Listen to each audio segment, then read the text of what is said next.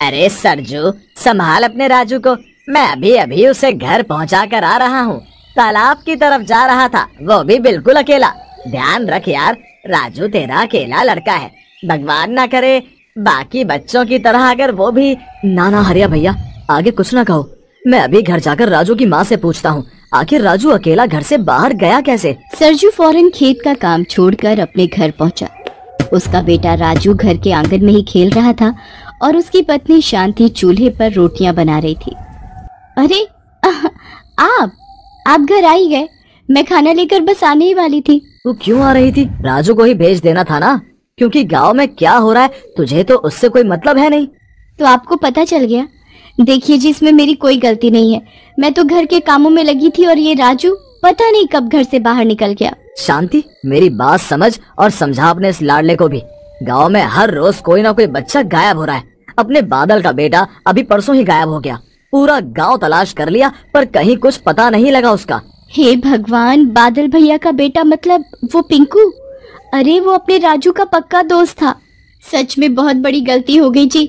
मैं अब से बहुत ध्यान रखूंगी, इसे हमेशा अपने सामने ही रखूंगी। और कोई तरीका भी नहीं है शांति। और राजू, तू जरा इधर आ, बता मुझे क्यों गया था बाहर? है, मैंने मना किया था ना। घर से बाहर तो दूर की बात है राजू, अब तू अपने कमरे से भी बाहर नहीं निकलेगा। बाबा, मैं बस अपने दोस्तों को ढूंढने गया था। कितने दिन हो गए उनसे मिले हुए। ऐसे घर पर अकेले खेलना मुझे अच्छा नहीं लगता बाबा। राजू सच कह रहा था। पूरा 1 साल होने को था। राजू की तरह गांव के सारे बच्चे अपने अपने घरों में कैद हो गए और जो बच्चे अकेले घरों से बाहर निकले वो कहाँ गायब हुए किसी को पता नहीं चला। पुलिस भी गायब हुए बच्चों के बारे में कुछ पता नहीं लगा पा रही थी। सभी लोग डरे हुए थे, लेकिन राजू वो शुरू से ही बड़ा चंचल था। सख्त मनाही के बाद भी वो हमेशा घर से बाहर जाने की ताक में रहता था। माँ सो रही है और बाबा भी खेत पर है। ऐसा करता हूँ, तालाब के पास से फटाफट वो बड़ा वाला पत्थर उठा लाता हूँ, उसके साथ खेलने में मजा आएगा। राजू फिर से तालाब की तरफ चल दिया और इस बार वो पहले से चौकन्ना था ताकि कोई भी उसे अकेले जाते हुए देख न ले। जल्दी ही वो तालाब के पास पहुंच भी गया।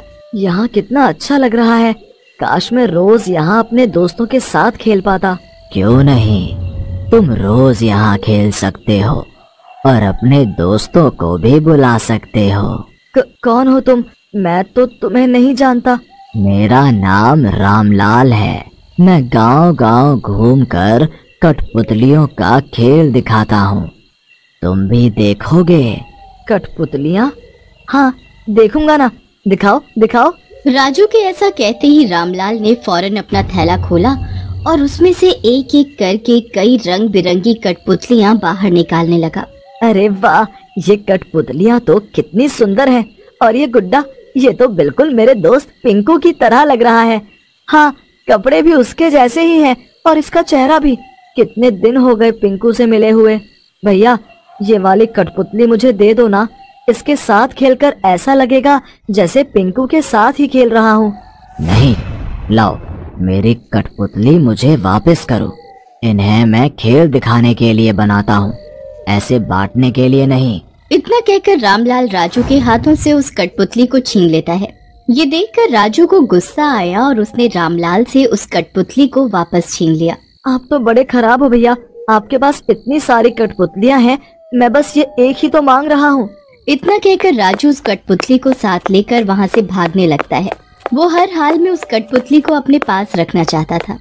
राजू को डर था कि रामलाल उसके पीछे ही होगा, लेकिन ऐसा नहीं था। रामलाल राजू के पीछे नहीं बल्कि ठीक सामने था। अरे ये भैया, ये मुझसे आगे कब निकले? राजू ने अपना रास्ता बदल लिया और दूसरी तरफ भागने लगा, लेकिन उसकी ये कोशिश भी बेकार थी, क्योंकि वो चाहे जहाँ से भी जाए, रामलाल एक खतरनाक हंसी हंसता हुआ बार बार उसके सामने आ रहा था। अब राजू को डर लगने लगा, लेकिन फिर भी वो उस कठपुतली को छोड़ने को तैयार नहीं था। काफी देर भागने के बाद जब राजू बुरी तरह से थक गया तो एक जगह रुककर रोने लगा। सच में बड़ी गलती हो गई। मुझे बाबा की बात माननी चाहिए थी। घर से बाहर नहीं आना चाहिए था। अब मैं घर कैसे जाऊंगा? राजू ये सब सोच ही रहा था कि अचानक उसके कंधे पर पीछे से किसी ने हाथ रखा। राजू ने पलट कर देखा तो वो उसका पिता सरजू था। अपने पिता को सामने देखकर राजू फौरन उससे लिपट गया और रोते हुए बोला, बाबा, अच्छा हुआ जो आप आ गए। मैं वादा करता हूँ अब से कभी घर के बाहर नहीं जाऊंगा, सच में नहीं जाऊंगा। घर से बाहर तो दूर की बात है राजू, अब तू अपने कमरे से भी बाहर नहीं निकलेगा। सरजू बहुत गुस्से में था। वो फौरन राजू को अपने साथ घर लेकर गया। पहले तो उसने शांति को खूब डांटा और फिर राजू को उसके कमरे में बंद कर दिया। राजू बहुत रोया, लेकिन सरजू ने उसकी एक नहीं सुनी। राजू परेशान था और हैरान भी, क्योंकि ये बहुत अजीब था कि अपने पिता से मिलने के बाद से ही उसने रामलाल को कहीं नहीं देखा। अपने कमरे में बंद राजू अब और भी अकेला हो गया था। हालांकि रामलाल से ली हुई वो कठपुतली अब भी राजू के पास ही थी, जिसके साथ खेलने का भी अब राजू का मन नहीं था। उस कठपुतली को एक तरफ रखने के बाद राजू रोते रोते सो गया। फिर कुछ देर बाद, राजू उठ, राजू मुझे बचा ले, राजू उठना। आधी रात के वक्त उस कठपुतली में जान आ चुकी थी और वो लगातार राजू को नींद से जगा रही थी। कौन है? ये मैं हूँ राजू, तेरा दोस्त पिंकू। हाँ, मैं ही हूँ। पिंकू, कहाँ है तू? कहाँ से बोल रहा है? मैं यहाँ हूँ, इस कठपुतली के अंदर हूँ मैं। राजू को अपने कानों पर विश्वास नहीं हुआ। उसने कठपुतली की तरफ ध्यान से देखा तो वाकई वो कठपुतली अपनी आंखें झपका रही थी और बोल भी रही थी। पिंकू, ये कैसे हुआ? तू कठपुतली कैसे बन गया? ये सब उस रामलाल ने किया है राजू, और सिर्फ मैं ही नहीं बल्कि गांव से जितने भी बच्चे अब तक गायब हुए हैं वो सारे के सारे उसी रामलाल के पास हैं। उस रामलाल ने सबको कठपुतली बना दिया है और आज वो तेरे साथ भी यही करने वाला था। अच्छा हुआ जो तू वहां से भाग आया और मुझे भी अपने साथ। लेकिन वो रामलाल ऐसा क्यों कर रहा है और वो ये सब कैसे कर सकता है? वो कोई जादूगर है क्या? नहीं, वो जादूगर नहीं बल्कि एक भूत है। क्या? भूत? हाँ, जब वो जिंदा था तो कठपुतली का खेल दिखाकर पैसे कमाता था, लेकिन धीरे धीरे उसका ये काम बंद पड़ने लगा क्योंकि सारे बच्चे उसका खेल देखकर बोर हो गए थे।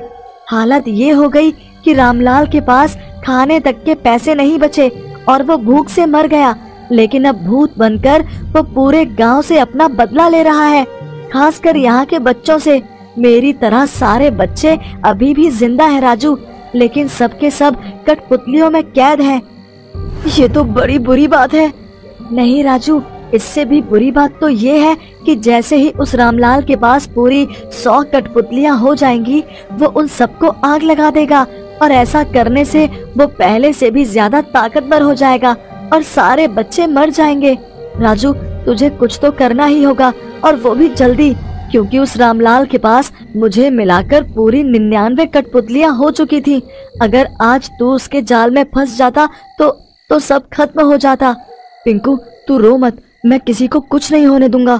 हाँ राजू, हमें मिलकर ये करना ही होगा, क्योंकि मैं तेरे पास हूँ तो वो रामलाल का भूत यहाँ आता ही होगा।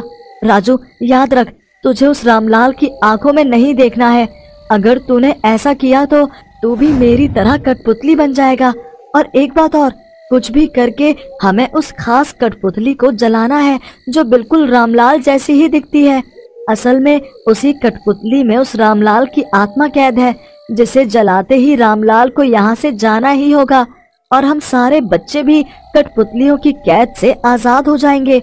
वो कठपुतली रामलाल के पास ही है, वो हमेशा उसे अपने साथ ही रखता है। पिंकू की बात सही थी। रामलाल राजू के घर के बाहर खड़ा था। राजू ने कमरे की खिड़की से जैसे ही उसे देखा तो चिल्लाकर बोला, भैया मेरी मदद कर दो, मेरे बाबा ने मुझे यहाँ बंद कर दिया है, मुझे यहाँ से बाहर निकालो ना, मैं आपकी कठपुतली आपको वापस कर दूंगा। रामलाल का भूत राजू की बातों में आ गया और उसने जाकर कमरे का दरवाजा खोल दिया। शुक्रिया भैया, अब मुझे अपनी कठपुतली का खेल दिखाओ ना। हाँ, दिखाऊंगा ना, पर पहले वो कठपुतली ला कर दो जो तुम मुझसे छीन कर ले गए थे। अब वो तो मेरे बाबा के पास है, मैं अभी ला कर दे दूंगा, पर पहले मुझे अपना खेल दिखाओ ना। नहीं, पहले मुझे मेरी कठपुतली ला कर दे, वरना। राजू समझ गया था कि अब उसका नाटक और नहीं चलेगा। तभी उसकी नजर रामलाल की कमर से बंधी एक कठपुतली पर पड़ी, जो बिल्कुल रामलाल जैसी ही दिख रही थी। राजू ने लपक कर उस कठपुतली को खींच लिया। ये देखकर रामलाल गुस्से से लाल हो गया और फिर देखते ही देखते वो एक भयानक भूत में बदल गया। वो वापस कर मुझे, तेरी इतनी हिम्मत, मैं तुझे। कुछ नहीं कर पाओगे तुम मेरा, क्योंकि मैं जानता हूँ कि मुझे क्या नहीं करना है। राजू ने एक बार भी रामलाल की आंखों की तरफ नहीं देखा, जिससे रामलाल उसे कठपुतली नहीं बना सका। हालांकि वो राजू पर हमला करने के लिए पूरी तरह से तैयार था, लेकिन उससे पहले ही राजू ने रामलाल की उस खास कठपुतली को पास ही रखे चूल्हे के अंदर फेंक दिया, जिसमें आंच अभी भी बाकी थी। उस कठपुतली ने फौरन आग पकड़ ली और उसके जलने के साथ ही रामलाल की आत्मा को भी मुक्ति मिल गई। नहीं नहीं नहीं। रामलाल को मुक्ति मिलने के साथ ही सारे बच्चे कठपुतलियों की कैद से आजाद हो गए, राजू का दोस्त पिंकू भी। शोर सुनकर सारे गांव वाले भी वहां आ चुके थे और सब कुछ अपनी आंखों से देख चुके थे।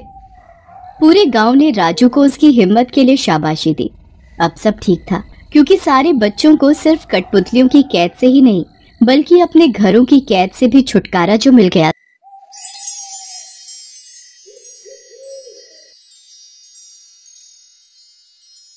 नमस्ते दर्शकों, मेरे वीडियो को लाइक कीजिए, चैनल को सब्सक्राइब कीजिए और बेल आइकन को प्रेस कर दीजिए और बने रहिए हमारे साथ रोमांचक वर्ल्ड में।